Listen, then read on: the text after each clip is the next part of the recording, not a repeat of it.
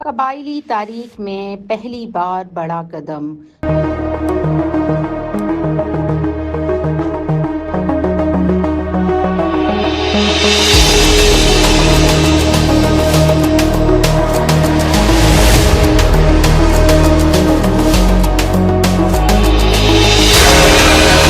جنوبی وزیرستان اپر میں ایک خاتون کو جرگہ کونسل کا رکن مقرر کر دیا گیا، جسے خواتین کی نمائندگی کے حوالے سے اہم پیش رفت قرار دیا جا رہا ہے۔ یہ جرگے قبائلی علاقوں میں لڑائی جھگڑوں سمیت دیگر تنازعات کو حل کرنے اور ان کا فیصلہ کرنے میں جرگے کے ممبران علاقے میں معزز اور بااثر سمجھے جاتے ہیں۔ پاکستان کے قبائلی ضلع اپر جنوبی وزیرستان میں پہلی بار ایک خاتون کو ڈسپیوٹ ریزولوشن کونسل DRC کارکن مقرر کیا گیا ہے۔ ڈیرہ اسماعیل خان کے ریجنل پولیس آفیسر کی جانب سے جاری نوٹیفکیشن کے مطابق سماجی کارکن رضیہ مسعود کو 17 رکنی کونسل میں شامل کیا گیا۔ پولیس حکام کے مطابق اپر جنوبی وزیرستان کے DPO ارشد خان نے خواتین کے مؤثر کردار اور ان کے مسائل کو انصاف کے نظام میں بہتر انداز میں شامل کرنے کے لیے